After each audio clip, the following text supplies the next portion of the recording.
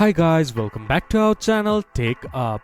Today in this video I'm going to show you how to delete a group chat in Messenger from your PC. To do so, follow some simple steps with me. First of all, open your Messenger application or go to Messenger website from your browser. Then this type of interface will appear in your screen once you have logged into your account. Then from the chat section, select the group chat that you want to delete. Make sure that you are the admin of the group. Then from the top right corner you can see a 3-dot button. Click on it. Then scroll down a little bit. Then from the 3-dot button from your chat members, click to it and remove members.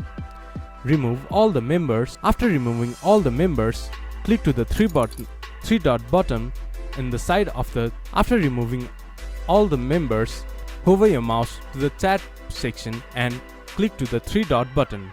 From there, click to leave group. Then the group will be deleted. This is how you can delete a group chat in Messenger through your PC. This much for today's video. If you guys find our video helpful, please leave a like and comment. And do not forget to subscribe our channel and hit the bell icon.